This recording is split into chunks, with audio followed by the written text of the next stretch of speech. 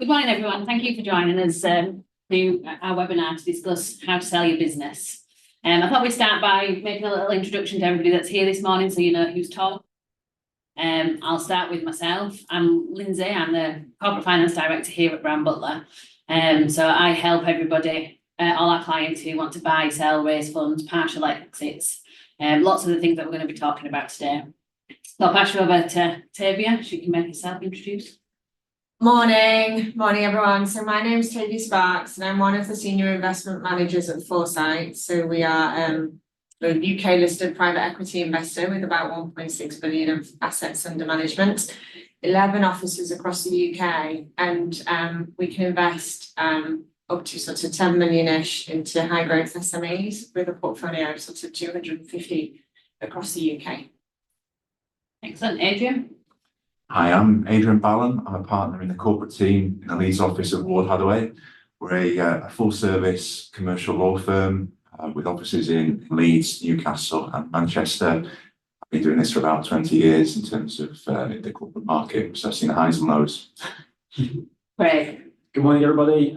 I'm Craig Hughes. I'm a tax director and head of tax here at Brown Butler Accountants. Similar to advising shareholders, businesses of all shapes and sizes over the last 20 odd years on tax strategy around buying and selling businesses across the UK and also internationally as well.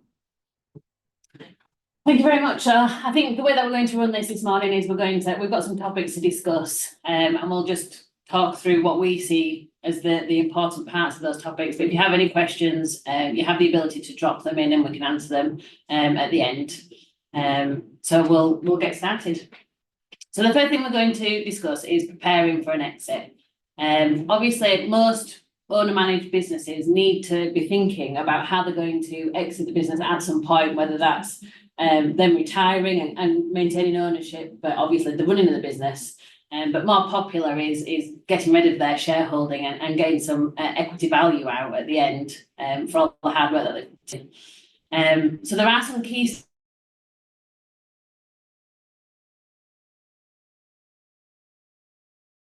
steps that you need to sell it. A couple of those things that you need to look at are just general housekeeping. So making sure your books and records are all up to date. You've got your statutory books. Adrian, that's one that always gets missed out. Absolutely, yes. The central question is, what are they? Yeah, it's always a difficult. The number of times we've had to reconstitute statutory books is quite common. Yes, and sometimes they're best lost. Yeah. You're best starting. Absolutely. So it's really important that all these things are set up and ready to go before we start any process, because otherwise it just costs you more money in advisors' fees and takes a lot longer. And also it can knock a little bit of confidence. So if a buyer's coming in and your records are in an absolute state, it can knock a little bit of confidence that what you're telling them is not the exact truth or not exactly how it is. So I think it's particularly important, that step, making sure. And from a tax point of view as well, isn't it? Yeah, indeed, because in certain circumstances there might be assets in a company that you don't want to sell or the buyer doesn't want to buy. That can often be the trading premises, for example. And if we do need to get those out before a sale, then we need time to do that, to get those out in the most tax efficient way. Also, you can look at employees as well in key management. Are there any members of the key management team who you want to incentivize and be part of that disposal? And again, to do that in a tax efficient way, it's better to have a good lead time into that to get the planning right. Otherwise, you can end up with some quite significant tax liabilities arising if it's just done immediately before the sale or just a few weeks before the sale. You're certainly opening up problems there that there's quite a lot going on anyway. The last thing you want is a reorganisation just before where you don't want to do it in a rush. That's where it can get costly. I think the key message here is if you are thinking of selling in at a future point in time, then there's never too early to come and talk to us. Any of us, isn't it? You must see that, Tavia. Yeah, the one thing that delays the transaction. So we spend a lot of time with business owners and particularly founders. And the one thing that will delay the transaction is the lack of preparation that's gone into the stage that you can't see before you're actually talking to prospective buyers or prospective investors. So that's making sure management accounts are accurate, correctly reflect the position of the company and the strategy, that data is being kind of looked at, and what does it mean? How are your KPIs? What are your key KPIs? From a statutory viewpoint, absolutely. So, there'll be an overarching group structure. How does that look? What are you wanting to achieve from the transaction? But yeah, there's an awful lot of work that goes into effectively the preparation phase before actually coming to market to talk to prospective investors, and it's really important. And yeah, it's we spend a lot of time with our portfolio companies actually in advance of potential exits, getting companies ready for that process. So even with a private equity investor on board, it's still a journey, and it's not a short phase of any companies. It can take years, can't it, to get the right accounting system, stock, the right management teams in place. It's not a quick process, is it? Yeah, and how are they incentivized? So who's in the right seats? Are the right people in the right roles? And are they, what are they getting out of the transaction?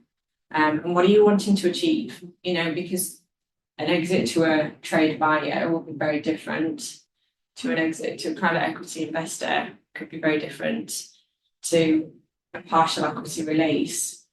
Or in fact, have you actually got a team in place to take the business forward? And actually, all of these things will determine in part who the likely buyer is, because some will have certain requirements over others.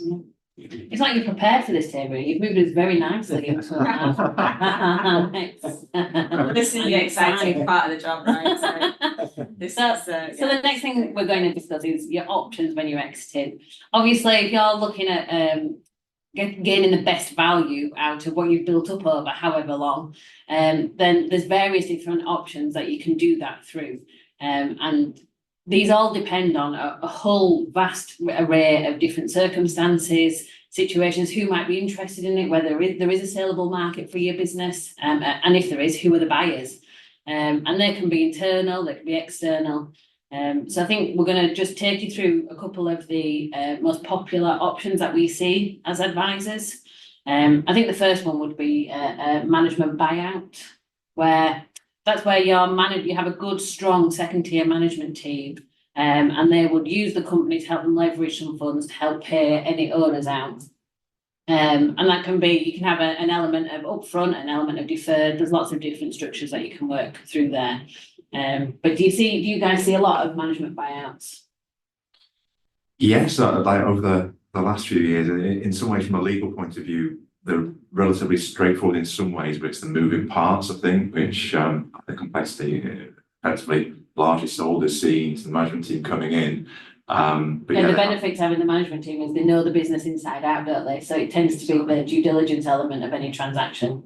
But it's the funding side, it's the complexities around the business, which and its sort of next phase, certainly the more complicated bits. So I guess over recent years where debt has been cheaper, it's been a lot more popular. I guess now where things are more back to normal, I guess from the years before, I guess that's an added complication really, whether it's more vendor finance as well, which then creates security and conversations with banks. So just explain what you mean by vendor finance in case anybody doesn't. Where effectively that the seller leaves the money as deferred for a period of time. They're effectively funding the purchase and taking their money over time. And it's that limbo period where they still have an interest as a creditor and may have a small shareholding perhaps, but they're handing over to the next generation how they protect their interest until they're fully out. So it's effectively where they are the bank, but perhaps with other creditors as well. And that can have a big impact on the tax position for the exiting shareholder as well, in that in certain circumstances they could find that they're taxed up front on all of those proceeds, even though some of them are deferred and they may not be receiving the full proceeds, say for 5 years or so. And they may not receive or may not receive them at all. Yeah, exactly. There's the commercial risk there. So the area of deferred consideration is quite a big one from a tax perspective, because there are different ways of structuring that deferred consideration, from, simply having it as a cash that's deferred as a simple loan. You can have loan notes, which can be advantageous from a tax perspective. And you could have some kind of earn-out as well, which means that your ultimate proceeds are determined by the future performance of the group or the company that you're selling. And each of those has their own particular sort of tax analysis around how that impacts the selling shareholders. I think when you're selling, you've got to look at any offer for the business as a whole, haven't you? And you've got to measure it against how much risk you're willing to take versus how much value you want. Because obviously the riskier strategies, as in everything in life, tends to return the most value. I think it depends on what the vendor or the owner, what the shareholders or the shareholder banks, depending on how wide it is, are looking to achieve from the transaction. So do they want to roll in the business going forward? Are they just wanting to take a little bit of cash off the table, crystallise? De-risk a little bit. Yeah, crystallise some, value, pay the mortgage down. Do you see a lot of that where vendors are wanting to de-risk, take a couple million off, say, but then want to roll the rest forward to grow it? And yeah, absolutely. Because arguably, why would you sell, a larger stake if you think there's real potential for equity creation? yeah, But that doesn't preclude you from doing a sort of what we call a minority equity release earlier. So actually just de-risking and taking some cash off the table now as sort of transaction one, with the aim of selling a larger stake in, say, 3 or 5 years' time, and actually using that 3 or 5 year time horizon to really build your management team, get the right people in the right roles. So actually, when you come to sell the business in its entirety, potentially 3 or 5 years down the line, you kind of you're in a different position, because it's always a journey. yeah. It's Never a smooth one either, is it? When you're employing people, it's always difficult. yeah, it's a journey, and there are lots of different ways that shareholders and founders can crystallize value they've created and built up in a business. So it depends on what they want to do, and it depends on what they do. Are they running the business or are they not? Do they have a team in place or do they not? Do they is there a natural trade buyer, or actually would private equity be suited? There is a whole host of spectrum of sorts of things they can do in it. Fundamentally, it's a reflection period of what are they wanting to get out and achieve from the deal. It's like evolution or revolution, isn't it? Really, it's to depend on how far they are to exiting fully. I guess it's whether it's a more gradual, which is probably a safer way to do it for the business, the continuity, as opposed to just handing over the keys and walking away. It's some owners want that though, don't we? Have a vast array of clients where they've done it for 30 years and they've had enough, and Absolutely. I need to do something different. I need to go on holiday with my families, and They've put life on hold for 20 years as self-confessed workaholics or whatever, and it's time to just enjoy the fruits of labor, right? So you take the value at that point. So what a private equity team can help you do is build a team. So you might not have. you at Foresight particularly good at that, aren't you? Yeah, I think when you work in the kind of owner-managed founder SME space, you have a lot of businesses that have been around for sort of 20 years and they've been built and founded and still run by the same team, but they're so busy they've not got a succession plan in place.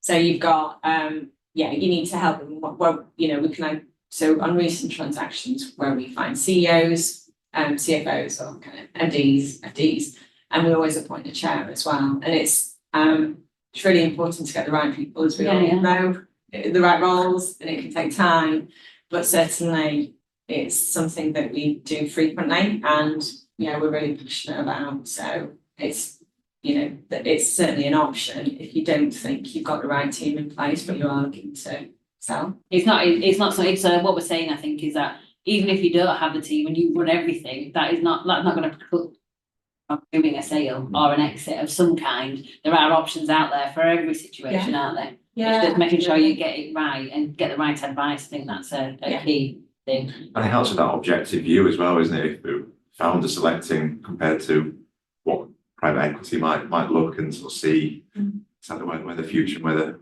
weaknesses and the strengths are. Yeah, absolutely. Another popular exit option that I'm sure everybody on this webinar has heard of is employee ownership trusts, EOTs. And for those that haven't heard, what the massive benefit of these and attraction to them is that the vendors, the exiting shareholders, get their cash out totally tax-free. Under certain, they've got obviously there's certain requirements that have to be met to allow that. But there's been a lot of press about them and a lot of people trying to use them. Now, my personal view on them is I don't particularly think they're great for the people that are left behind. For the exiting shareholders, are obviously a massive benefit because you can save up to 20% of your tax. So I think we'll just talk through about how they work, and then we can talk in detail about how we see them and what experiences we've had of them. I'll let you do your knowledge on this. No pressure, Craig. Exactly. Where do you start? I mean, EOTs, they've been around for a number of years now. There have been a few sort of high profile ones. Richer Sounds is kind of a one that's always sort of noted. That was done maybe 5 or so years ago now. And the idea behind them, or the sort of the policy sort of decision behind making them very attractive from a tax perspective is to encourage employee ownership. It's to encourage that sort of John Lewis partnership sort of ethos of employee ownership. And so in very high level terms, so long as the trust gets a controlling stake in the company, the shareholders selling their shares to that trust, as Lindsay said, can sell CGT free. There is no capital gains tax liability there. So clearly very attractive from that perspective. It does present some challenges then thereafter, more from a sort of a governance and as Lindsay touched on there, the secondary buyout sort of scenario. Where does that leave the existing management and the existing shareholders who now have a minority stake in the business? And on a future sale, the vast majority or the majority of those proceeds are going to go into a trust, which is for the benefit of all employees. So all employees ultimately would get something out of it, albeit not at capital gains tax rates. It usually be as employment income. So it's not particularly attractive for that second sort of exit as such. But the idea behind the EOT or sort of the rationale is that it should be there to preserve the business for the long term, for the benefit of current employees and future employees. There are a couple of other sort of tax breaks that are thrown in as well. One in particular is that once the EOT is in place, tax-free bonuses can be paid to employees up to £3,600 a year. There's still national insurance, albeit at a lower rate now, given the announcement yesterday. But there's a tax-free bonus option there. But again, something to consider there is that because all employees are potential beneficiaries of that trust, that bonus has to be paid to all employees. And you can stagger who gets what. You can make a difference by reference to salary level, seniority. So you could have the management team that would be on one bonus level, and then Exactly. the other employees on a different. Exactly. You don't have to pay the same amount to everybody, but all employees need to participate to a greater or lesser extent. So they have the place, and certainly, as Lindsay said quite rightly, there's been a lot of increased interest in them in recent years, and we were just discussing beforehand. We've all been involved with EOTs ourselves, so it is something that's gathering a pace and probably will continue to do so. I think the interesting thing with them, I've been involved in a number, and I think it's probably too early to tell quite what the effect is, because the founder tends to stay on to oversee the early days, and I guess it's as time passes whether the governance lasts and who the team of leaders are going forward. So I think it's still the jury's out as to the long-term success of them. So it will be interesting to see how it plays out. But they have been very popular. Just the tax is a big selling point. I'm interested in terms of your views, Taylor, as to is it something you could see as possibly something for consolidation in the future, or like in terms of how you would view? Would you ever fund one of those? Well, no, arguably because the There's no- the shareholding goes Yeah. to the employees. So. Well, it's the there trust, is- isn't it, that owns the shares? Yeah, so it's very no, complex. it's not certainly something that I think you would be able to kind of raise investment from an equity source to fund. So, which leads to one of the challenges, which is, like you mentioned earlier, the increasing cost of debt, and the impact that has, I guess, in terms of affordability for the business. So, this is an entirely debt funded solution.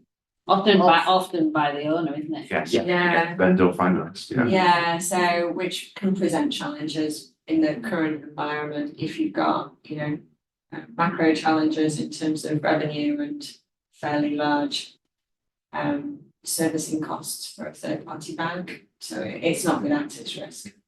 One of the big downsides for me is that I think it disincentivizes the management to grow it, because normally you would do the traditional thing, if you're going to sell it to your employees, would be to do a management buyout. And there would be a management team that then partakes in the equity side of it, and then they get the benefit of the hard work and the growth that they put in over the next 5, 10, 15 years, whatever it might be, when they sell it or they do a buyout. Whereas with an EOT, that doesn't happen the same, because there's the trust that benefits from that, and then they can only benefit to the extent that they're an employee of that trust. So I think if the original owner who sells to an EOT needs to think about how they structure that, and whether they sell 100% or whether they sell 80% and give 20% to the management team. I think there's a lot to be thought around that, isn't there, to ensure that the growth that they want is achievable. I guess the downside of that is you're then a captive. If you've only sold part, then who else are you going to sell Yeah. to? So it's When you're exiting, because the trust has to agree, doesn't it? And this is another point that it does add a lot of extra governance into running a company. what it should do. What are you trying to say, Adrian? Theoretically, it adds a lot of extra governance into running a company, because you have a board of trustees that you have to answer to, and obviously trust law and the way you manage a trust is highly regulated. So there's a lot of things around it. Don't get me wrong, they have the benefits. And well, it also having an eye to the tax treatment, because you can shoot yourself in the foot after the event, can't you? Indeed, yeah, there are various anti-avoidance provisions there and clawback provisions which can bite if you don't follow through with the the various conditions that are there to get the tax relief in the first place. Yeah. Unwinding one could be difficult. I Yes, think, quite. Well, we've not been there. I don't think anybody's really experienced. We don't want to be. No, we're all just trying to back away from it. Right. Nobody's really experienced how the secondary exit would work, or I think that's going to start coming soon. And then again, the question is who gives the warranties, indemnities, or the basic promises about the business. The trustees can't and probably won't. So They're not involved in the running of it, are they? By the very nature of what they do. exactly. When though any of that you've done, Adrian, how were they funded? The ones, are they all being deferred by the vendor? Yes, they have either upfront money that's in the business already, and then the rest is. So if a business has excess cash sat on the balance sheet, Exactly. they can take that out on day one. It's usually a combination of surplus cash, bank debt, and deferred consideration. I've not really seen or spoken to any banks, traditional banks, that would put or has put money into. It's any not of them. common. It's not. Perhaps just the co-op. Yeah. They're still really good. So and then one of the final ones that we want to talk about is a sale to trade, which is another really popular exit strategy that businesses have. So that's when a business will sell to a competitor or somebody on their supply chain or somebody associated with that business that feels there's a strategic benefit of purchasing them. So there's synergies there, or there's growth opportunities, or they've got some technology that they want to get their hands on. And that tends to be more, I'd say, other than private equity, you would get a bigger value selling to trade than you would an MBO, because trade tends to have their own funding, their own options available. And the Yeah. competition as well, they don't want their rivals to. Yeah, to get yeah, there. so they're willing to pay, it's got a higher value to a trade buyer than it might have, so you might achieve a bigger multiple when selling. Not always the case, I would say, sometimes management teams backed by private equity go in and, pay some punchy numbers for it. If it's got a great thing that they Yeah, want, compelling, yeah. yeah, proposition. So I think that the trade sale, it's always, whenever somebody comes to me and wants to sell their business, it's the first thing we look at. So you go through with them, sit down, talk to the client, see who they think might want to buy it, because inevitably they have some clues who that might be.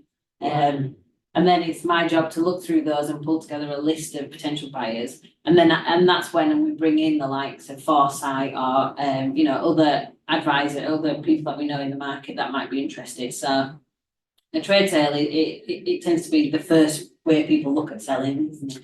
Yeah, and I think so we obviously we have an investment period and then an exit, and we sell a lot of businesses to trade, and we also sell a lot to private equity that are just effectively larger groups equivalent to us in terms of You'll also do investment size. purchases, won't you, for some of your companies, so. Yeah, we make lots of bolt-ons within the existing portfolio, so Do you tend to find you competing with trade in those situations? yeah, absolutely. So we compete with trade regularly on lots of different bases, really. Either investing an initial investment in a business, because we will invest in a business that doesn't have a management team. Usually trade is the obvious solution if you've not got a management team. Because they can Because you parachute don't, people, yeah, you don't necessarily need a management team, and we're one of the only private equity investors which will actually look to build the team. So we compete with trade quite a bit, but then we also sell businesses to trade as well, quite a lot, as well as private equity. And then it's a combination of what the management team are wanting to do, because management always have a stake in the business, in our investments, because ultimately you have to have interests aligned, and all we do is back management teams. So the management team has to be fully incentivized to run the business and drive the growth strategy in the next phase. And yeah, we also, will make sort of acquisitions within the existing portfolio. So we've got a couple of independent financial advisor, so IFA platforms, for example, which represents a consolidating market. Yeah, because there's lots of individuals in that. Yeah, absolutely. So that structurally is undergoing a period of consolidation. So actually, if you have an investment in an IFA business, the natural growth strategy is to acquire other portfolios. So it depends on the growth strategy of the business. It could be organic, it could be acquisitive, and it could be opportunistic. Yeah, someone's popped up that we can't say no to. Yeah, wow, that's great. That's an absolutely brilliant fit. And I guess the benefit of having a private equity on board is they have the funds to move quickly. Please give me £3 million to buy this. Funds to move quickly because it's the right decision, which you might not have if you otherwise. But it's the same with trade, I guess they do. But what you might see as well is more coming in from trade in terms of exits as they kind of dispose of non-core subsidiaries, which are run by local teams, and represent compelling opportunities too. So I think it comes down to choice. Does the legal process differ between doing, say, an MBO and a trade, or do you find that it's similar? It is similar. I think one of the main dangers from a legal perspective is confidentiality, that sort of phishing. And also there tends to be a lot of warmth between parties. They can get carried away and the deal's done in their minds before the legal process, and it's trying to rein that in, because if they've overcommitted, suddenly customers, staff, everyone's minds, and then there's a price chip. So that tends to be the nerves from a legal perspective, ironically. So it's not actually the business itself, it's more that integration and committing before you've signed is definitely the issue. So it tends to be perhaps a little bit more relaxed because the buyer gets the business and the wrinkles and Well, they've got things their like own that. business to know how it The works. diligence process. It tends to be, yeah. So for a trade buyer, they're going to know exactly what the business does. They're going to send in their own team to kick the tires, validate the tech, the customer base, the contracts, Yeah. The commercial fundamentals of the business, but for private equity team, because they're backing a management team, and we are sector agnostic, so there are certain private equity houses that will only invest in certain sectors, but we're sector agnostic. But that also means we see such a wide Yeah. array of businesses that, you know, diligence is really important to us, and that's diligence to understand, validate what the owners and vendors are telling us the business does. Yeah. So the diligence process will be always more intensive for a private equity sale than a trade sale.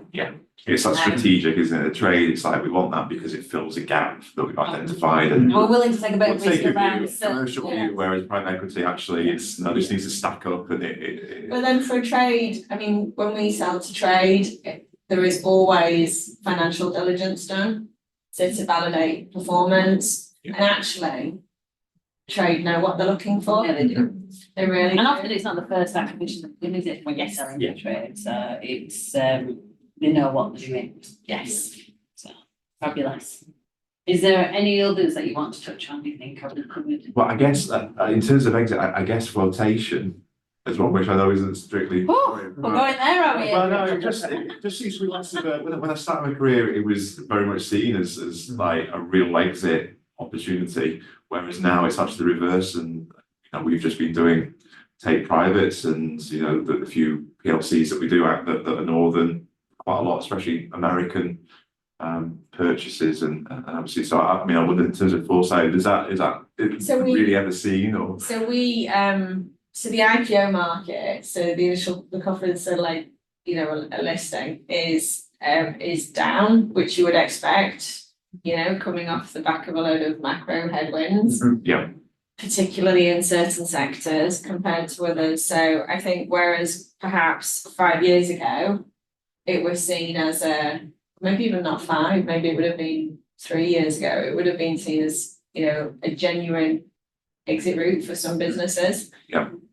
Whereas now, it's super challenging, really super challenging. It's very difficult to do anyway, isn't it, like from a regulation point of view? Yeah, there's a lot of, yeah, it's It's expensive. well, having the team to take it on as well, the right people, Yeah. the founding of a business compared to. Yeah, because there are expectations about how much people hold and who actually wants to invest and what's the growth story and how transparent is it. But I mean, I sat on the board of an investment we had, so Fresh Relevance, SaaS, so a software platform, and we sold that, we sold our the business to an AIM listed acquirer, so that was last year. So, and they have a stated buy and build strategy. So there are definitely, you know, listed entities out there with cash looking for opportunities. Yeah, the advantage of shares as well, so it's a mix. Yeah, but it's just, yeah, it ultimately it depends. Again, it comes down to choice, right? Yeah, it does, yeah. It's always choice. Always choice. Thank you. So the next thing we think to talk about is investment insights, and we've covered some of this stuff, I think, really, but how to position your business as an attractive investment opportunity. We've got Tavia who knows exactly what that involves, so I'm going to let her. So, it's the way I would look at this, or as the way we would look at this is, so like, what's the market position? You know, what are the market tailwinds and headwinds? What's really going in your favour? What's not? Because sometimes the market can just move against you, and it might not be the right time. You don't always know either, do you, if that's going to happen or not? Absolutely, it's, you know, and you certainly can't control it to an extent. You know, how, is the business growing nicely? Do you look for a steady, do you like businesses that are steadily growing and you're coming in on the up, or do you prefer them where they've had massive growth and then you're coming in? So we do both. Where you have like knock the lights out growth tends to be characterized as a venture investment, because actually what they're looking for, so you have different types of private equity houses and they're ultimately looking for different risk profiles of deals. So a venture house will be looking for, or a sort of a venture investor will be looking for a unicorn. So they're looking, you know, for, Everybody wants a unicorn. so they're looking for something that's going to grow and, you know, drive huge return. As you move into sort of private equity or growth investing, it's not the same risk profile. The investor and the funders don't need that same risk profile. So it's entirely dependent on the scale of the growth of the business and the age, or not the age, but where it is in terms of maturity profile. Yeah. And what the market opportunity is. But what do we look for? Yeah, so growing, nothing's ever linear. There are always ups and downs. Do you mean all those lovely graphs I produce that look like this? I'm wrong. That hockey stick. As long as I'm pointing up. Damn it. But you know, is it why is it growing? Is it sustainable? I guess that's a real key point, isn't it? This sustainability. Yeah, absolutely. You know, and you know, what does the pipeline look like? What's their route to market? What's their sort of sales conversion? Where's the growth going to come from? And what do they need to do and to invest in the business to achieve the growth? Because this is, you know, we are about growth in a sort of sustainable fashion. So it's how it's achieved. So, you know, like the barriers to entry, you know, how fragmented is the customer base? What's the caliber of the customer base? How long are the average relationships of the customers? How IP rich is the tech, if it's a tech business? Or how reoccurring, or kind of what visibility have you got on revenue? What are the margins like? You know, what is your staff turnover like? What's your customer churn like? What, you know, what's your supply base like? Are you entirely reliant on one? You know, and actually, you know, the relationship goes wonky and there's a banana skin. So there are, it's never one thing. Yeah. It's a jigsaw. Group of things together. It's a jigsaw. And it's just about understanding the mix. Management are key. Management are always key, you know. Well, they're the ones going to do the growth, aren't they? Absolutely. So, you know, are the right people in the right roles? And if not, who do you need? You know, how does the team need to be bolstered? How strong is the finance function? You know, how good and how quick is the information provision? And reliable. Yeah, and how data rich is the business? You know, and then you've got the whole regulatory, cyber. So there's all sorts to consider. It's never one thing in isolation, but ultimately, you know, growing businesses have inherent value, but they're doing something well. So it's about taking whatever that business is doing well and building on it. Doing it more. Yeah, absolutely. And in terms of the shock of the pandemic and everything, presumably it was unknown what it would look like in terms of that settling down and sort of the view that actually we're now in a more settled pattern than we were before. Are we? Yeah, What economic situation are you working in, Adrian? I don't know. Used to the shocks now, I think. So. We had COVID, we've had the energy crisis, we've had supply chain disruption, we've had Brexit, we've had, you know, geopolitical risks. I guess if they've traded well all the way through that, then stress tested it quite well. Yeah. But then it comes to, you know, consumer, you know, certain pockets of certain markets will, you know, there will be pros and cons to all and challenges and benefits to all. But yeah, I mean, Well, consumers are fickle, aren't they? They can turn on a coin and change their mind about what they like or don't like. yeah, but consumer-led recessions is all we heard last year, you know, 10% debt costs, you know, lower disposable income. So there's all, you know, everything's in the real world and part of the bigger picture. But yeah, it'd be great to see a business that doesn't refer to a period of trade through a COVID pandemic or an energy crisis if it's a chain of restaurants and their energy bill went up £1 million overnight or whatever. You know, these things are entirely out of their control, but ultimately impact performance. Yeah. And we have it in the portfolio Yeah. as well as with businesses that, you know, looking to invest in. So Which is a natural thing of business, isn't it? You have these shocks. yes. One of the other things I think that I'd like to mention is about structure when you're looking at investments and how complex a structure might be. So over the years, you see lots of weird and wonderful structures that people have done to try and save tax. It's inevitably driven by trying to save tax these days. Yeah.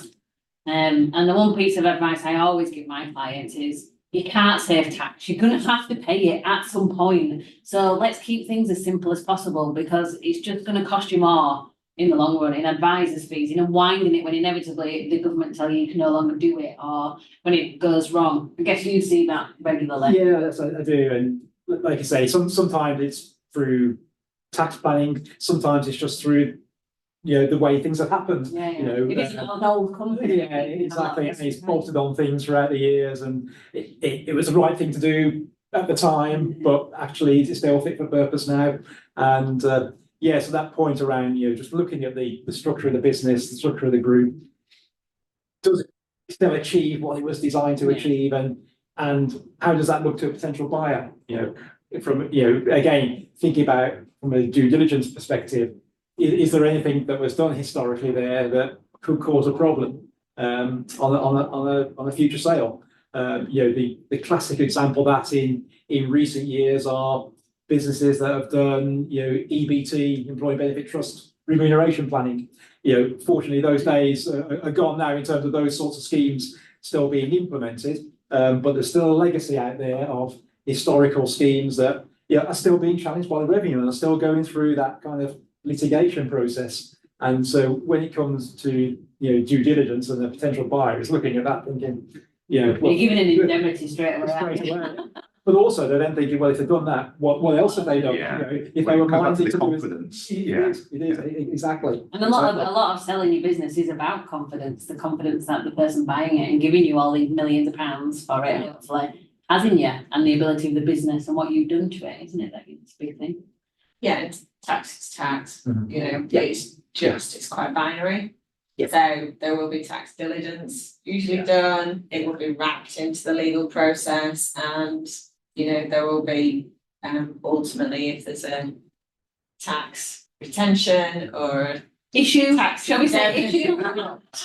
It's not uncommon, so there are always ways round. Yeah. So if an issue is identified, and it invariably is on an event, a sale, Yeah. because that's when the diligence is done and it's not done before. Well, often it's Yeah. it's So you will more, see that. Absolutely. it's often, it's more ignorance rather than doing It is, something yeah. wrong, Yeah. because Yeah. that's the way Yes, they've and always asking. done it, Yeah, yeah? that's right. Absolutely. That's the way we've always done it, nobody's ever told us we've done it we should do it Yeah. this way. Yeah. We worked on a deal recently where they had many issues like that, didn't they? It was a family, They're always the fun ones. Yeah. I only ever give Adrian the really good deals to work on. He knows when he gets a call from me to just ignore him now. So it was an old business that had been set up by the father and then handed down to the children. And there was just so many things that they never did, but they were being bought by a massive American company owned by private equity, who had these absolute astronomical expectations of the information they were going to get out of it. And I'm like, you're just not having that. We don't produce it. It's not there. Yeah. And it caused lots of delays in the due diligence process because they wanted all it, so we had to produce, and it had to be made from scratch whilst we were going in the process. So rather than a 3-month process that everybody wanted, it was 6, 7, At 8. least. But that comes back to the initial slide. Yeah, it does. It's Yeah. preparation. Yeah. And you can never start too early on that. Yeah. So the earlier, because people inevitably don't like change. So if you were wanting to sell your business in 12 months and you go into them and say, all your staff, right, this is how we're doing it, 47 different changes on your list, you're gonna have uproar, aren't you? Whereas if you start, the earlier you start, you can slowly and gradually build those in so they become part of the culture of the firm. Well, there's some easy wins, aren't there? Because the legal stuff, there's lots of questions, but quite often it's just what it is at that time, and you just add to it as you go along. Whereas the financial, that's going to be very much in the eyes of the deal, isn't it? But there are things you can cut out all the questions and things simply by getting your house in order up front. So it definitely, it's easy to say, but a little bit of time spent, it's almost like a little but often. Constant. I think consistency is the key, isn't it? Don't just start something and then forget to do it for 5 years. And when you come to sell it, we've realised, we've not updated the statutory books. It affects the price you get. The more you do up front, the easier it will be, especially with the financials where you're dedicated to proving that the business is doing well. It needs to be performing on an upward curve into the sale. Because ultimately it's about the value you get, isn't it? And all these things hopefully would help you improve your value. And not erode it. Yeah, Yes. And it usually falls on the FD's shoulders to do everything, and they're absolutely split all different ways. Well, I always say to my clients that whether it's the MD, the FD, whoever it might be, that you're going to have 2 jobs. You're going to have the running of the company, which you have to 100% do, but you don't want that falling off whilst you're looking at a sale. But then equally, I'm gonna be a pain in your bum because I'm gonna be on the phone to you 24/7 asking for a whole load of different information, and you're gonna have to be constantly there available to do it. So it's a tough process for a business to go through. It is, yeah, and I think it's managing those expectations, isn't Yeah. it? Yeah. Because we're all human. Yeah, you need to sleep at some point. I mean, that's just where we're at, isn't it, as humans? Absolutely. Next slide, Craig. Yeah. Oh. Yeah, there we go. Over to you, Lindsay. You don't want my advice. Craig is our knowledge. I mean, we've touched on quite a few things around sort of the, some of the key tax issues when you're looking at selling your business. Just looking at it from a sort of a high level, I guess a starting point, if you've got a company, you know, do you sell the shares or do you sell the assets? You know, from a vendor's point of view, typically we always want to be selling shares. The purchasers sometimes may prefer to buy the assets, particularly say if there's something in the company that they don't necessarily want, or if there's say a legacy issue like the employee benefit trusts we were talking about just now, you know. Or pensions. Or pension, exactly, because if they buy the company, they're buying the history of that company. So there can sometimes be a tension around that, but it's probably fair to say most deals are share deals. I think that's probably fair. I think any deals out of insolvency tend to be more asset based. They're the Yeah. ones I see, but 9 times out of 10, people are buying shares. It's more straightforward. It is. And the big thing from a seller's perspective, ignoring the EOT discussion we had earlier, it is capital gains tax. And if you've got a trading company or a trading group, you've got the benefit of business asset disposal relief, which is, you know, the first £1 million is taxed still there. It's taxed at 10%. So, and the balance taxed at 20%. So compared to income tax rates, still a more favourable way of getting value out of the business, out of the company.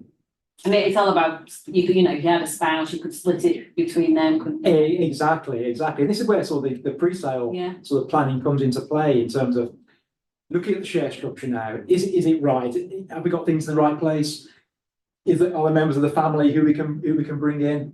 I mentioned earlier about, you know, key management. Is there anybody on the management team that you want to incentivize to grow the business? And particularly for that, it is important that is looked at, you know, 2 or 3 years out at least, because, you know, the classic example of that is, you know, an enterprise management incentive scheme, Yeah. which is a type of share option scheme for SMEs. Now, in order to get the full benefit of that, those options need to be owned for at least 2 years prior to the sale. So it's kind of, if you're looking at it 6 months before the sale, you've missed the boat really in terms of getting the full benefit out of that sort of arrangement. So that's where the sort of the pre-sale planning particularly comes into focus around employees and the employee incentives. You then got to look at post-sale. Yeah. Because post-sale, the tax position of the seller is likely to be very different.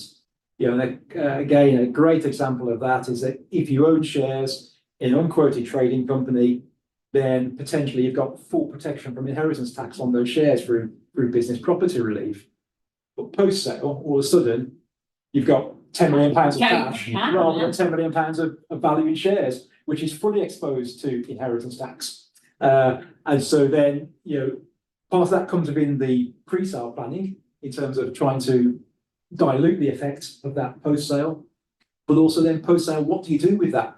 You know, do you reinvest in something else that's efficient from an IHT perspective, or do you look at gifts and that kind of thing? So, you know, there is a big piece around that There's lots of post-sale scenario. Absolutely. And as far as the deal is concerned, from a tax point of view, an important point around the timing is, in order to get the various tax benefits of a deal, so capital gains tax rather than income tax, we'd always recommend there's a tax clearance procedure which you can go through, whereby you get certainty from HMRC in terms of what your tax treatment is going to be, but the timing associated with that, you know, the revenue have 30 days to respond to a clearance. They're not quick, but they might ask some questions, which then tags another 30 days onto that sort of process. It's also in the contemplation of a deal, perhaps you might not get it as well. It's to Exactly. If you're looking at some kind of restructuring pre-deal, so I mentioned before about, perhaps getting the trading premises out of the company before you're selling. Again, to get HMRC's buy-in to that, you need to be doing that, 12 months before the transaction's taking place rather than a month before. You're more likely to get a favourable sort of answer back from HMRC. So, there's Certainly a lot to consider. there is. It's something, and I suppose the common thread through a lot of what we've been saying is around that preparation and timing point, isn't it? Start thinking about these sorts of things Get your house in order. well in advance. Yeah, absolutely. In terms of the legal process, Adrian, there are tax consequences of the sale and purchase agreement, aren't there, that Yeah. you've got to be fully aware of that you're signing up to? Absolutely. I mean, it tends to be, every deal has a tax covenant where it's all basically promises about tax having been paid, and if it isn't, then there's a potential clawback. And really acting for the sellers, your job is to make sure that obviously the business is sold successfully, but the money that's received can be spent in confidence, and obviously there's the tax to pay on it. But quite often the tax warranties and indemnities last for a period of 7 years post sale. So as time passes, obviously the risk should fall away a lot, but it's still there for 7 years. So you can't tend to get insurance for tax either. It tends to be an excluded item. So again, it comes down to having sound advice, both before and during the deal, to make sure you've got that peace of mind to spend the money afterwards, or square away, I'm sure. Sorry, what did you say? But, Didn't hear that. no, so it's a big part of the deal is making sure that the tax is paid, and if not, it could be clawed back. So it's definitely keep it. Yeah, so I think that brings us nicely onto our final slide, where we're talking about the legal considerations. So we've covered a lot of this, but it might be worthwhile just, Adrian, quickly talking you through. Some of you may never have even gone through a process like this. It's hard to know, but talking me through the legal process and what that involves, maybe. Yeah, no, I'll try and keep it brief. So I guess it all starts obviously with the initial approach and how that's done with that. I guess that's sort of corporate finance, kind of getting that structured. You have the offer or the heads of terms, which sets out the basic headlines of the deal, price, and the key bits. An important part of it is making sure there's a non-disclosure agreement that's there in place, especially trade by, I guess, private equity tends to be slightly less. It depends on the interests there, but particularly for a trade sale, making sure you've got a very good NDA, and also perhaps drip feeding the information as well, because as soon as the information is given, confidential information is kind of risk. So keep the commercially sensitive stuff till later on in the prices. I mean, there's obviously competition issues and there's a variety of legal issues, but the best defense for confidentiality is just not giving the information in the first place. And it's a fine line, because you need to give a certain extent, but drip feeding, and then exclusivity as well, and just making sure that quite often in offers there's penalties if you don't go forward. So again, get some legal advice around the offer, exclusivity, making sure you're not signing things that could, if you don't want to proceed. So that's an easy goal. Then you launch into the due diligence, which is a major bit for the sale, and that's where a lot of time is spent.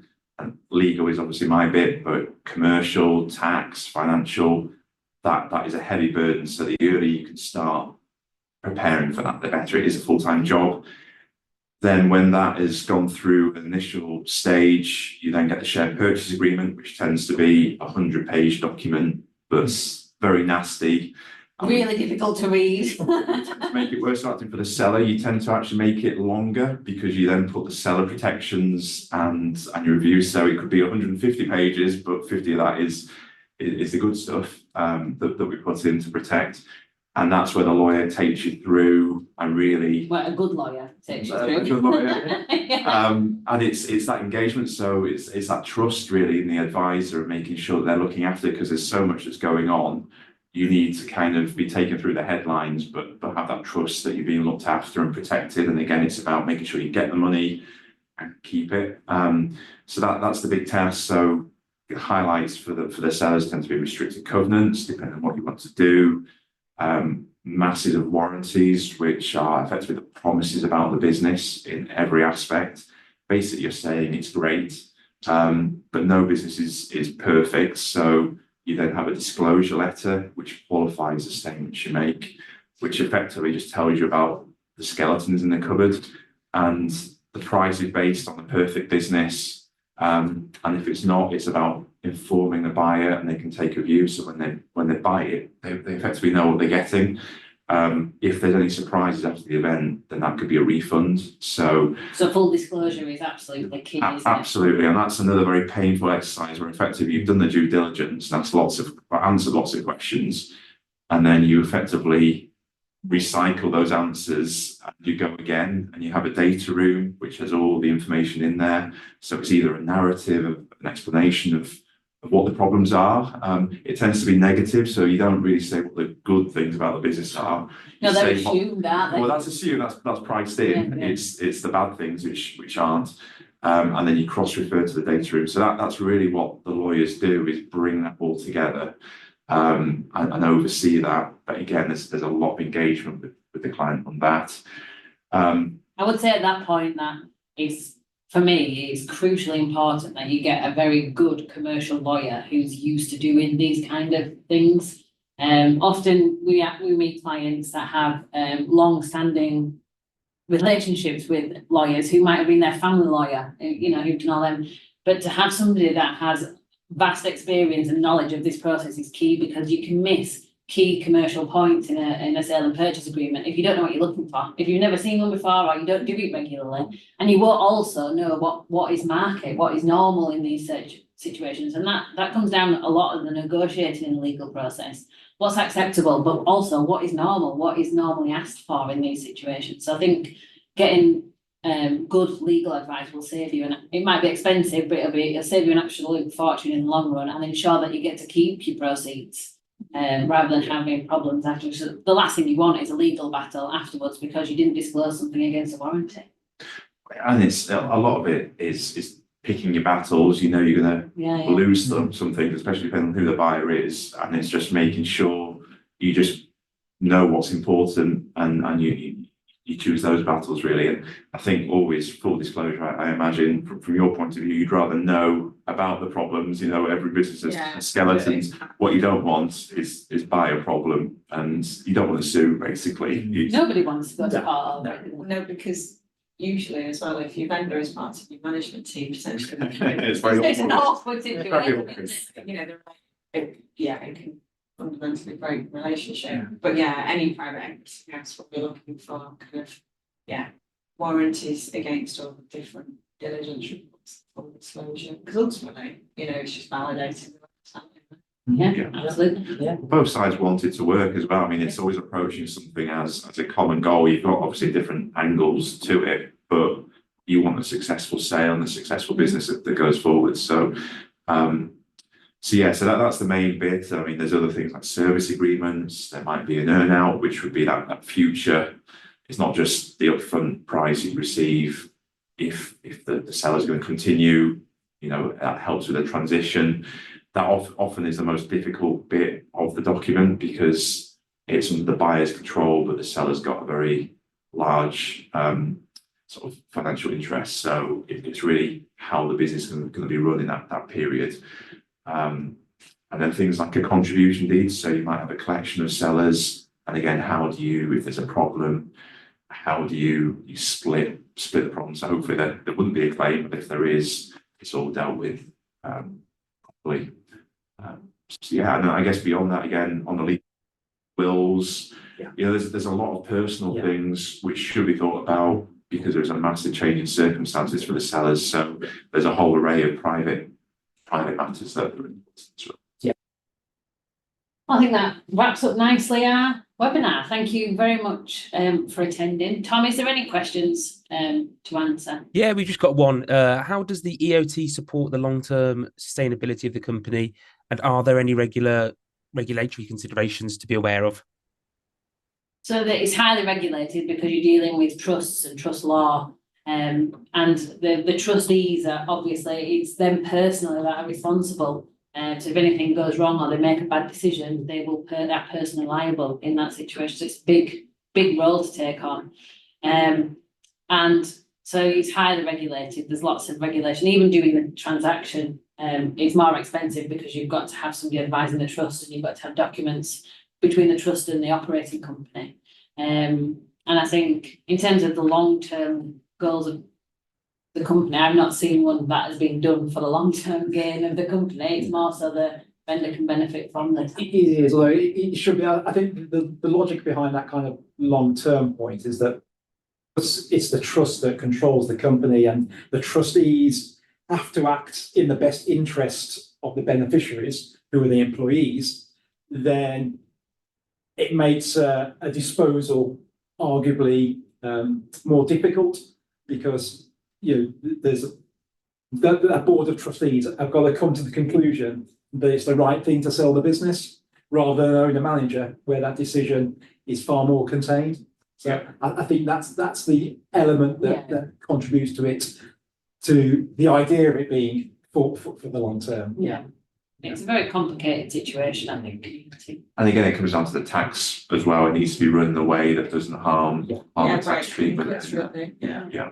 Which I think is yet to play through. Indeed. It has, They're so new in terms of tax out of that. It's, we can't see how it's. I mean, that's the way where you need to, the revenue is a change in policy of it needs to collect. I guess it is something for the future, perhaps. Yeah, I think it is, and I think it's, anecdotally, we hear that it potentially is on the revenue radar a little bit. As often happens with HMRC, it takes often a number of years for them to collate the data and to catch up as such, and then realise, Find a loophole. perhaps some of these weren't done for the right reasons at the time, therefore we need to act now, kind of thing. So yeah, a bit of watch this space on that one. Well, thank you very much for joining us. I hope you found it informative. If you have any questions after this, our contact details, you've got them now. Any one of us would be more than happy to talk to you about anything related to this subject. So please get in touch if you need anything. But thank you very much. Thank you. Thank you. Thanks.